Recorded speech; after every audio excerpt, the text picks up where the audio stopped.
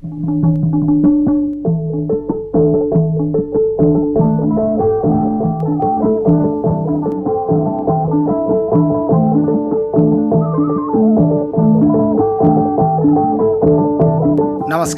साहित्य संसार कार्यक्रममा हार्दिक स्वागत छ। रेडियो नेपालबाट साहित्य संसार कार्यक्रम हरेक शनिबार बेलुकी 9 बजेको समाचारपछि करिब आधा घण्टा प्रसारण हुन्छ। साहित्य संसार कार्यक्रम रेडियो नेपालको वेबसाइट radionepal.gov.np तथा न्युज पोर्टल अनलाइन radionepal.gov.np र रेडियो नेपाल मोबाइल एपबाट समेत संसारभर सुन्न सकिन्छ। प्रसारण भइसकेका कार्यक्रमहरू भने रेडियो नेपालको न्युज पोर्टलको मल्टिमिडिया भित्रको अडियो सङ्ग्रहमा गएर तपाईँको फुर्सदमा जुनसुकै बेला सुन्न सक्नुहुन्छ। आज साहित्य संसार कार्यक्रममा साहित्यकार विष्णुबहादुर सिंहसँग संवाद गर्छौं। इतिहासको पानाबाट स्तम्भमा कवि कृष्ण प्रसाद पराजुलीको बल्ल तल्ल मादल बज्यो शीर्षकको गीति कविताको साथमा बेजोड गौतमले लेख्नु भएको एउटा लघुकथा अनि कवि बालकृष्ण थपलियाका केही कविता सुन्नुहुनेछ। हामीलाई सुन्दै रहनुहोला। इतिहासको पानाबाट कवि कृष्ण प्रसाद पराजुलीको गीति कविता बल्ल तल्ल मादल बज्यो। बल्ल तल्ल मादल बज्यो घरको आँगनीमा, जाने मन छैन परदेश अब मगनीमा। जीवन खेर जाँदो रहेछ छैन भने आड, एक सरको पिङ खेल्दा नाच्छ चाड बाड। असार मङ्सिर धान रोपौँ दाई हाल्नु जस्तो, लेकमा फुल्छ लाली गुराँस आफै फुल्नु जस्तो। नयाँ खुसी डाकिदिउँ मनको ढुकढुकीमा, बल्ल तल्ल मादल बज्यो घरको आँगनीमा। नयाँ खुसी डाकिदिउँ मनको ढुकढुकीमा, बल्ल तल्ल मादल बज्यो घरको आँगनीमा। सानो सानो छाप्रो होस् सजाउनै पर्छ, नानीलाई उज्यालोमा जगाउनै पर्छ। पसिना र रगतको मोल काहीँ हुन्न, पसिना र रगतको मोल काहीँ हुन्न। मोती आफै टिप्नु पर्छ ल्याई कोही दिन्न, पानी सुक्न दिनुहुन्न कोशी गण्डकीमा। पानी सुक्न दिनुहुन्न कोशी गण्डकीमा, बल्ल तल्ल मादल बज्यो घरको आँगनीमा। बल्ल तल्ल मादल बज्यो घरको आँगनीमा, बल्ल तल्ल मादल बज्यो घरको आँगनीमा।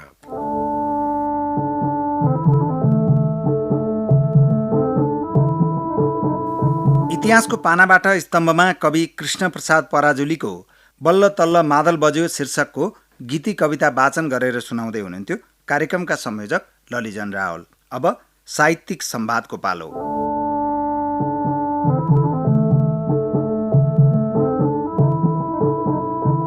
आज साहित्यिक संवादमा हामी संवाद गर्छौं साहित्यकार विष्णुबहादुर सिंहसँग।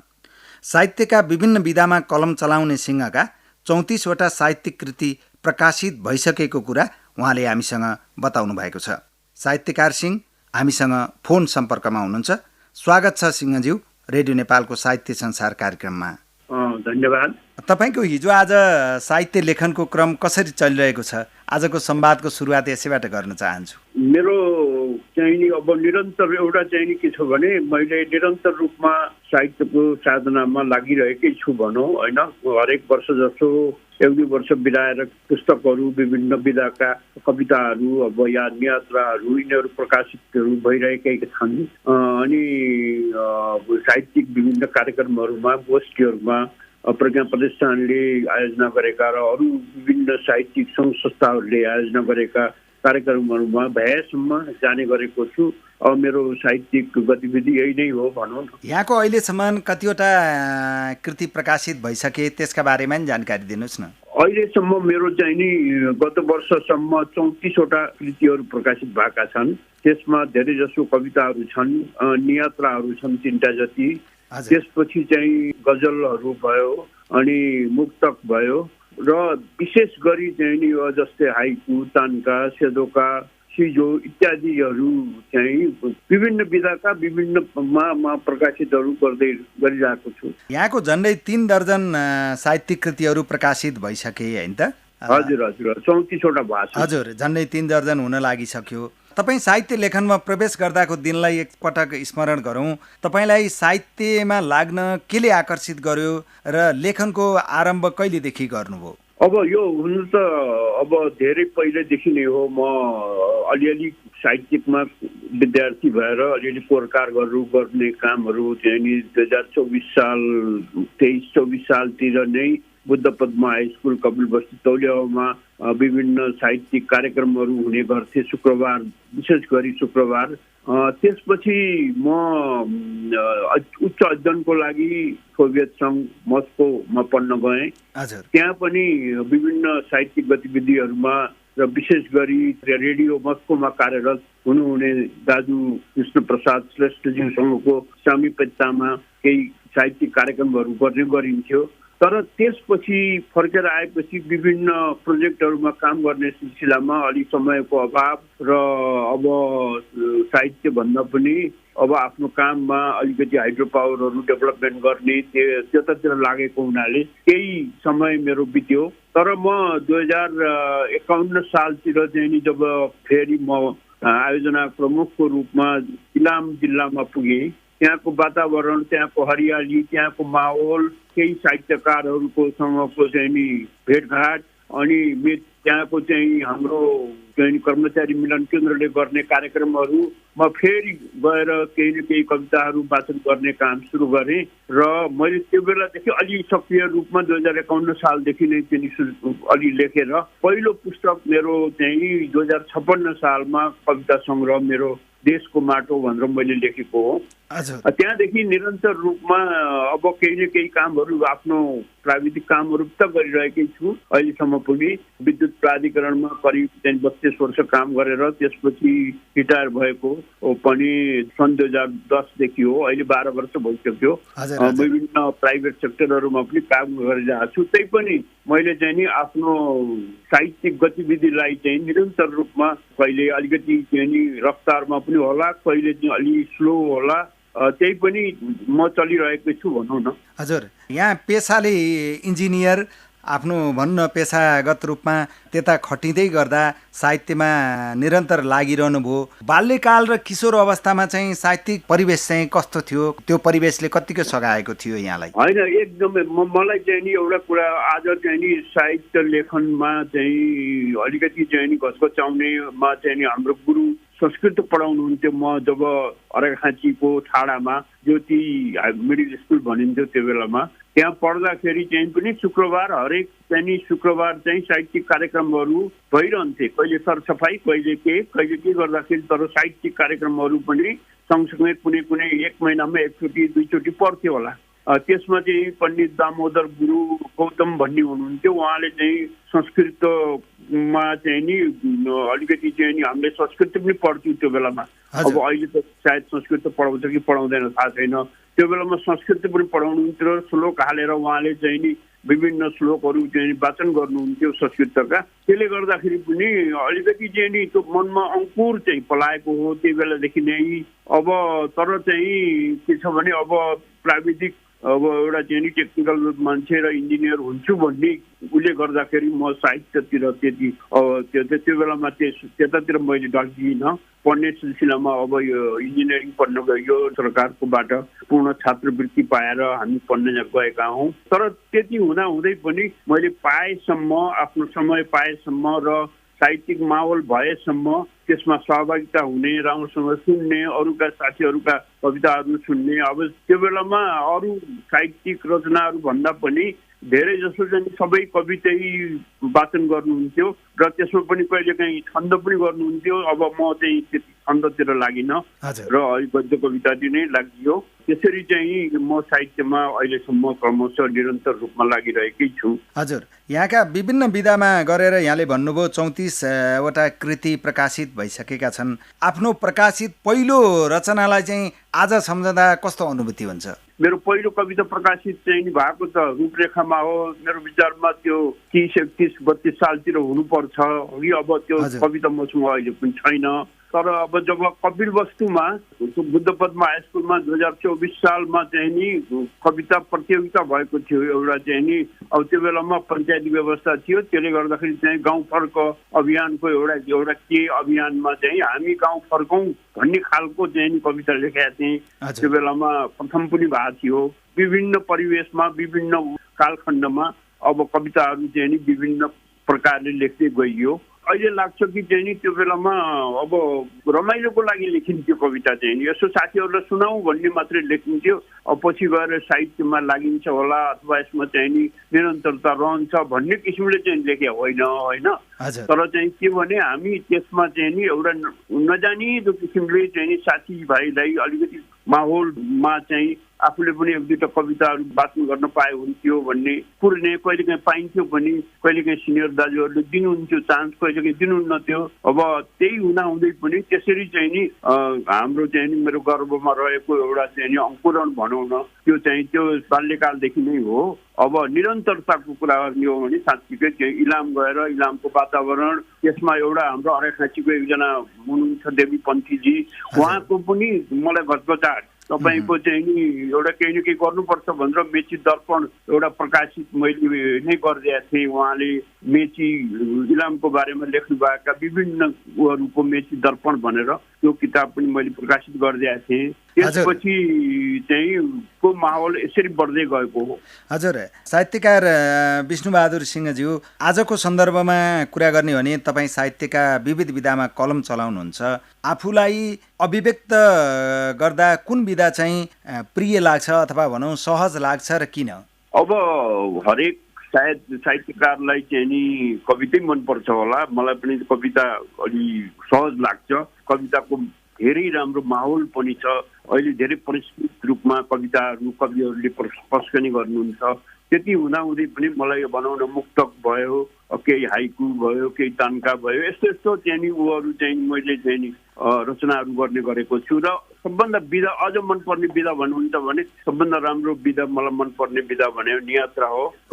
विभिन्न देशमा घुम्दाखेरिका, अब विदेशमा भयो स्वदेशमा भयो, विभिन्न पहाडहरू, विभिन्न खोजहरू, विभिन्न नदी झरनाहरूसँग खेल्दै त्यस्तो त्यस्तो ठाउँहरू, नयाँ नयाँ परिवेश, नयाँ देश, नयाँ ठाउँमा गएर केही कुरा त्यसको बारेमा सिक्ने सभ्यता भयो, यहाँको चाहिँ नि अब अनुभव भयो, ती कुराहरू लेख्न चाहिँ अलिक रमाइलो लाग्छ। हजुर, यहाँले आफूलाई अभिव्यक्त गर्न, साहित्यिक रूपमा लेखनमा अभिव्यक्त हुन कविता नै प्रिय लाग्छ भनेर कवितामा जोड दिनुभयो। हामी पनि यो संवादलाई एकैछिन रोकेर यहाँको एउटा कविता सुनाउ न। हस्, हुन्छ। यसको मेरो शीर्षक छ कविताको रङ। कालो, नीलो, रातो वा सेतो, कालो, नीलो, रातो वा सेतो, अथवा पानी जस्तो पारदर्शी, कस्तो हुन्छ रङ कविताको। भौतारिँदै कविताको रङ खोज्दै मैले ध्रुव तारालाई सोधेँ, कस्तो हुन्छ कविताको रङ। उसले भन्यो कविताको रङ त रातो हुन्छ, खाकी मान्छेको रगत जस्तो। कविता त निलो आकाश जस्तो, सुनौला बिहानी जस्तो, मनमोहक साँझ जस्तो, पानीको मुस्कान जस्तो हुनुपर्छ रे। मैले सोधेँ कस्तो हुन्छ कविताको रङ। मुस्कुराउँदै शान्तिका दूतले भने कविताको रङ त निलो हुन्छ। कविताको रङ त औँठीको राज जस्तै कालो, बन्दुकको आवाज जैतरको बारुद मगमगाउने, डढेको बस्तीको शून्यता जस्तो सुनसान हुनुपर्छ रे। मैले विद्रोहीलाई सोधेँ, मैले एक विद्रोही साथीलाई सोधेँ कस्तो हुन्छ कविताको रङ। उसले भन्यो बारुद जस्तो कालो हुन्छ कविताको रङ। कविताले त मानवताको भाषा बोल्नुपर्छ, इन्द्रिणीको रङ समेट्नुपर्छ, हृदयको आवाज आउनुपर्छ, राष्ट्रियताको गीत गाउनुपर्छ। कविताले त मानवताको भाषा बोल्नुपर्छ, इन्द्रिणीको रङ समेट्नुपर्छ, हृदयको आवाज आउनुपर्छ, राष्ट्रियताको गीत गाउनुपर्छ। मैले आफैलाई सोधेँ कस्तो हुनुपर्छ कविताको रङ। मेरो अदृश्य मनले भन्यो कविताको रङ त मेरो देशको माटोको सुगन्ध जस्तै हुनुपर्छ। कविताको रङ त मेरो देशको माटोको सुगन्ध जस्तै हुनुपर्छ। धन्यवाद। हजुर, कविताको रङ यहाँको कविता वाचनको लागि हार्दिक धन्यवाद व्यक्त गर्छौँ साहित्यकार विष्णुबहादुर सिंहज्यू। आफ्ना साहित्यिक कृतिहरूका बारेमा यहाँले अघि पनि भन्नुभयो 34वटा कृति प्रकाशित भइसकेका छन् भन्नुभयो। छोटोमा सम्झना गरौँ न आफ्ना कृतिहरूलाई। अब भन्नु पर्दाखेरि धेरै जसो कविताहरू हुन्। हजुर। 3वटा नियत्राहरू छन्। केही हाइकुहरू चाहिँ नि संयुक्त रूपमा पनि पुष्कर लोहनी, श्रीराम श्रेष्ठ, मोहनबहादुर कायस्थसँग मिलेर पनि लेखेको छु। हामीले चाहिँ संयुक्त रूपमा पनि प्रकाशित गरेका छौँ र विशेष गरी चाहिँ मैले मुक्तक लेखेको छु। 3-4वटा किताबहरू नै छन्। हजुर, यहाँले विभिन्न विधामा कलम चलाउनु भयो, थुप्रै कृतिहरू पनि प्रकाशित गरिसक्नु भएको छ। आफ्नो साहित्यिक यात्राबाट चाहिँ कतिको सन्तुष्ट हुनुहुन्छ अथवा भनौँ साहित्यिक यात्राबाट के पाउनुभयो? ताराजी, मलाई चाहिँ के लाग्छ भने नि अब अहिलेसम्म नजानिकन भन्दाखेरि धेरै कुराहरू चाहिँ मैले नि साहित्यकारै हुन्छु र साहित्यिक माहौलमै रमाउँछु भनेर चाहिँ मैले कहिले पनि लेखेको छैन र मलाई अलिकति कहिलेकाहीँ लाज पनि लाग्छ भनौँ। अब आफ्नो कुराहरू चाहिँ एउटा चाहिँ टेक्निकल एउटा इन्जिनियर भएको नाताले आफ्नो कामप्रति पहिले आफ्नो उसमा लाग्नुपर्छ र आफ्नो लेजर टाइम भयो भने केही समय भयो भने यसमा चाहिँ साहित्यिक माहौलमा जाने हो। त्यसैले पहिले चाहिँ आफ्नो कामप्रति चाहिँ नि लगनशील भएर काम गर्ने जो जाँगर निकाल्नुपर्छ भन्ने मान्यतामा राख्छु। त्यसैले चाहिँ नि साहित्यमा ल्याएर एउटा चाहिँ नि कुनै ठुलो ऊ होला, साहित्यकार होला, केही होला भन्ने किसिमले चाहिँ नि लेखेको छैन अहिलेसम्म त्यस्तो। र आफ्नो आत्मसन्तुष्टिको लागि केही साथीभाइहरूले चाहिँ नि बचाउनुहुन्छ। अनि केही अब पहिले हाम्रो सम्झिनुपर्छ नकुल सिलवालजी बाबाको हुनुहुन्थ्यो, अहिले उहाँ हामी बिच हुनुहुन्न। उहाँले पनि मलाई धेरै ठाउँमा डोराएर अब युवराज नयाँ घरजीले नियात्रा देख्दाखेरि कसरी लेख्नुपर्छ भनेर उहाँसँग बस्दाखेरि यसरी चाहिँ नि म चाहिँ नि अहिलेको चाहिँ नि अलिकति घुमघाम गर्ने, अलिकति चाहिँ रमाउने त्यो परिवेशमा जाँदाखेरि केही लेखौँ भन्ने मात्रै हो। त्यो ठुलो त्यस्तो उ गरौँ भन्ने किसिमले चाहिँ नि होइन है ताराजी। हजुर हजुर, यहाँ लामो समय भनौँ न 23-24 सालदेखि यहाँले लेखन यात्रा सुरु गर्नुभयो। विद्यालय स्तरमै अध्ययन गर्दादेखि नै एउटा सर्जकको हैसियतले चाहिँ नेपाली साहित्यको समृद्धिका लागि गर्नै पर्ने कुराहरू के देख्नुहुन्छ? अब मैले चाहिँ नि साँच्चीकै भन्नु पर्दाखेरि अब एउटा कुरा के छ भने हाम्रो साहित्य, नेपाली साहित्यको स्तर विश्व स्तरमा के छ, कुन स्थितिमा छौँ हामी भन्ने कुरा चाहिँ नि को मापन भइसकेका छैन। किनभने त्यसलाई चाहिँ नि हामीले चाहिँ अनुवाद गर्न सकेका छैनौँ। जब नै पनि हाम्रो चाहिँ नि रचनाहरू, किताबहरू, पुस्तकहरू अनुवाद भएर विश्व स्तरमा पुग्दैनन् तबसम्म हामीले चाहिँ नि यही रमाइरहेको छौँ। नेपालीमा राम्रो लेखेका छौँ कि नराम्रो लेखेका छौँ कि त्यो कुरा चाहिँ नि हामी आफू बिचमा मात्रै कम्पिटिसन जस्तो छ। विश्वमा हाम्रो कम्पिटिसन छैन कतै। त्यसैले पनि अब यसलाई चाहिँ नि हामीले रचनाहरूलाई, आफ्ना रचनाहरूलाई र राम्रो रचनाहरूलाई मात्रै पहिले सुरुमा चाहिँ नि विश्व स्तरमा लाँदाखेरि चाहिँ नि अलिक सस्तो स्तरका अब जसँग अलिकति त्यो साधन स्रोत छ त्यसको मात्रै ट्रान्सलेट गरेर लाँदाखेरि अरूहरूले हामीलाई भन्न सक्छन् ओहो नेपालको त त्यति स्तर रहेनछ भन्छ। त्यसैले यहाँका राम्रा कविहरूका छानेर प्रज्ञा प्रतिष्ठानले गर्ने हो कि कसले गर्ने हो त्यो गरेर त्यसलाई चाहिँ हामीले अनुवाद गरेर विश्व स्तरमा एउटा चाहिँ नि माहौल बनाउन सकियो भने हामीले चाहिँ नि धेरै कुराहरू चाहिँ नि हाम्रो साहित्यको स्तरलाई चाहिँ नि बढाउन पनि सक्छौँ तर त्यहाँको फिडब्याक लिन पनि सक्छौँ। त्यसरी चाहिँ नि अगाडि बढ्नुपर्छ कि जस्तो मलाई लाग्छ। हजुर, आजको यो संवादको हामी अन्तमा छौँ। हामीले सोध्न छुटाएको र तपाईँलाई आफ्ना पाठक र रेडियो नेपालका श्रोताहरूलाई भन्न मन लागेका थप केही कुरा छन् कि? होइन, सबै साथीभाइहरूले मलाई धेरै नै हौसला दिनुभएको छ। जहिले पनि भेट्दाखेरि चाहिँ अब हौसला नै दिनुहुन्छ, दाप नै मार्नुहुन्छ र भर्खरै नेपाल सरकारलाई पनि म हार्दिक धन्यवाद दिन चाहन्छु। अब भाषा साहित्य तर्फको लुम्बिनी प्रदेशको प्रतिभा पुरस्कार भर्खरै मलाई चाहिँ सम्माननीय प्रधानमन्त्रीजीबाट प्राप्त भयो। अरू साथीहरू सँगै त्यस्तै विभिन्न सङ्घ संस्थाहरूले चाहिँ सम्मान गर्नुभएको छ। उहाँहरू सबैलाई पनि एकमुष्ट रूपमा धन्यवाद दिन चाहन्छु। र अब एउटा सानो एउटा मुक्तक भन्नु है त। हुन्छ, अन्तमा एउटा मुक्तक भनेर छुट्टिन्छौँ हामी। अब यस्तै अलि प्रेम सम्बन्धको छ है फेरि। हजुर हजुर हजुर हजुर हजुर। लाजले लङ तोक्दै अलिअलि शिर झुकाए हुन्थ्यो, मलाई पनि मायालुले मुटुभित्र लुकाए हुन्थ्यो, मलाई पनि मायालुले मुटुभित्र लुकाए हुन्थ्यो, मायासँग दुःखको सधैँ गहिरो नाता हुन्छ रे, मायासँग दुःखको सधैँ गहिरो नाता हुन्छ रे, त्यस्तै हो भने कसैले मेरो मन साह्रै दुखाए हुन्थ्यो, त्यस्तै हो भने कसैले मेरो मन साह्रै दुखाए हुन्थ्यो। धन्यवाद ताराजी।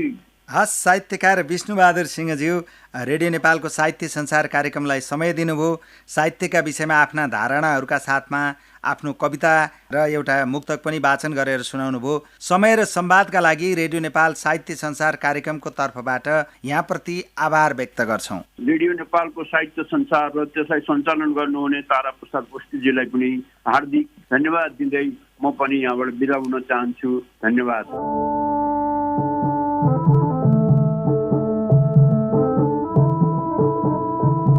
रेडियो नेपालबाट साहित्य संसार कार्यक्रम सुन्दै हुनुहुन्छ। साहित्यकार विष्णुबहादुर सिंहसँग संवाद गर्दै थियौँ हामी। अब एउटा लघुकथा सुनाउँदैछौँ। बेजोड गौतमले लेख्नुभएको लघुकथा, शीर्षक हो यथार्थ। वाचन गरेर सुनाउँदै हुनुहुन्छ सहकर्मी रिता तिमल सिन्हा। सत्यराज गाउँमा नाम कहलिएका व्यक्ति थिए। धन दौलतमा मात्र होइन, मान सम्मानमा पनि उनलाई कसैले भेट्न सक्दैनथ्यो। उनको त्यो वैभव देखेर सबैजना लोभिन्थे। यस जुनीमा दान धर्म भजन कीर्तन नगरे अर्को जुनीमा दुःख पाउला वा स्वर्ग जान नपाइएला भन्ने पीर उनलाई थियो। स्वर्ग जान पाए उनी जे गर्न पनि तयार थिए। उनको पुण्यले स्वर्गका राजा इन्द्र खुसी भए। सत्यराजको इच्छा पूरा गर्न उनी आफ्नो विमान लिई सत्यराजका अगाडि पुगेर भने, ल तपाईको पुण्यले गर्दा म लिन आएँ, विमानमा चढ्नुहोस्। पारिवारिक माया ममता अनि यत्रो सुख छोडेर यति छिट्टै स्वर्ग जानु पर्ला भन्ने उनले सोचेकै रहेनछन् क्या र। उनी त इन्द्रका अगाडि ट्वा परेर उभिएको उभियै भए। जिउँदै स्वर्ग जानुभन्दा मरेपछि नर्क जान बरु सजिलो रहेछ। बुढा एक्लै फतफताएको सबैले देखे, तर उनी भित्रको छटपटी कसैले देखेनन्।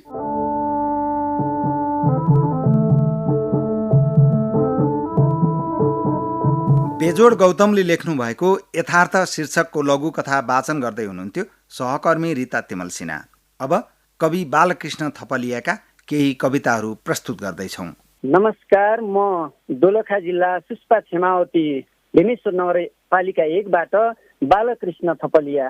रेडियो नेपालको साहित्य संसार कार्यक्रममा म आफ्ना केही कविताहरूलाई वाचन गर्न गइरहेको छु। मेरो कविताको शीर्षक हेपिएको मान्छे।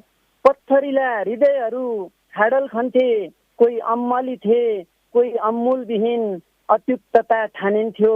भान थियो अयुग्मको कुटतासँग जुद्ध थियो, ऊ विषमताका व्यथित पलहरू सम्झन्थ्यो। रुजेका क्षण, जुधेका कठिनाई, सेलाएका चाँदनी, धिप गरेका बत्ती झैँ भइरहन्थ्यो। नालायक भन्ठान्नेहरूको धुइरो, बेसहारा बेमज्जा बेरस बेकममा ठान्नेहरू पल पलमा भेटिन्थे।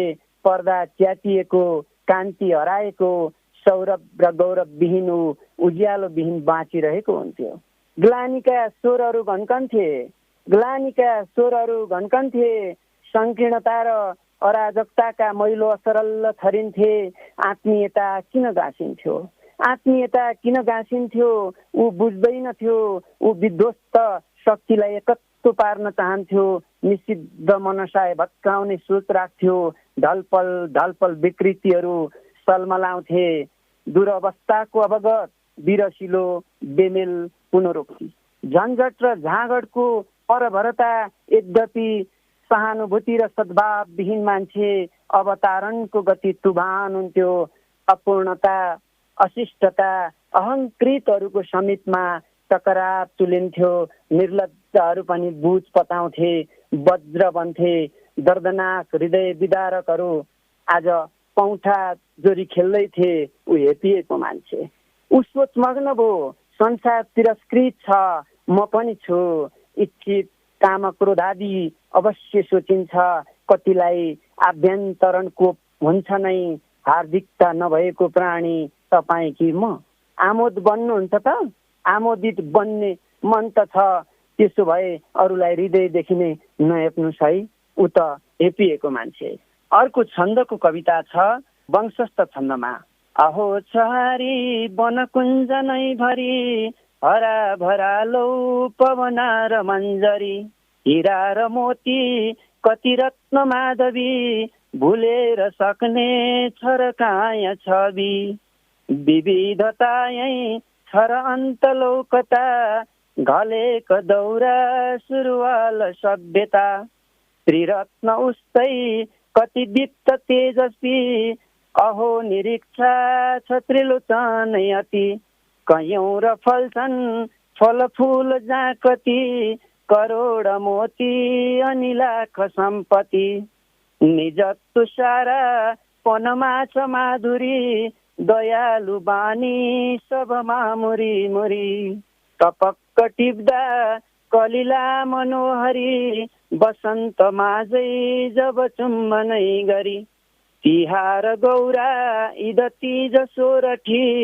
विविध मागी पनमा छ संस्कृति, ढिँडो र आटा अति छन् मिठा मिठा अधीन आफ्नै कति लौ मजासित, सदैव बच्छन् जब वीरका ताली हटेर झुक्ने छ र काल नेपाली, सदैव बच्छन् जब वीरका ताली हटेर झुक्ने छ र काल नेपाली।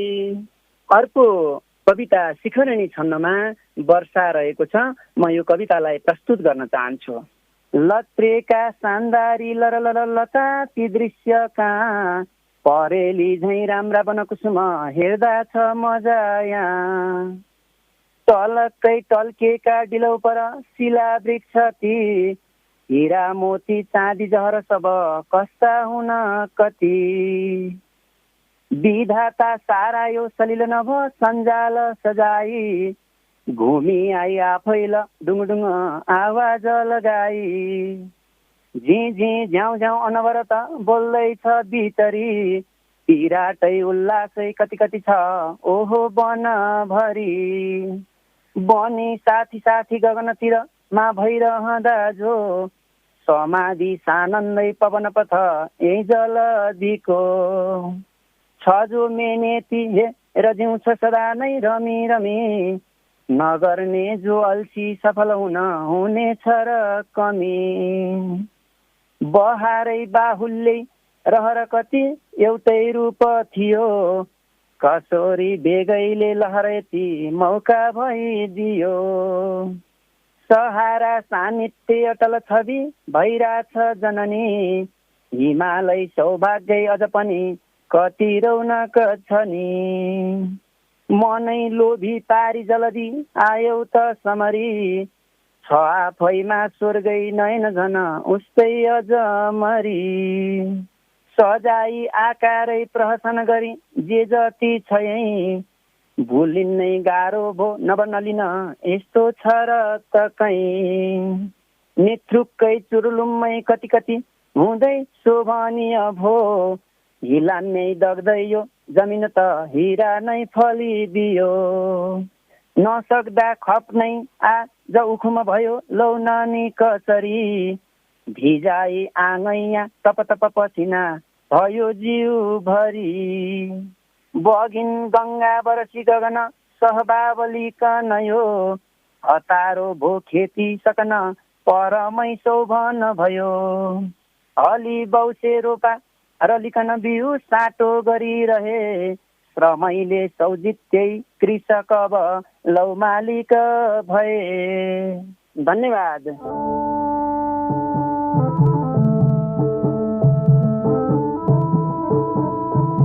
कवि बालकृष्ण थपलिया आफ्ना केही कविता वाचन गरेर सुनाउँदै हुनुहुन्थ्यो।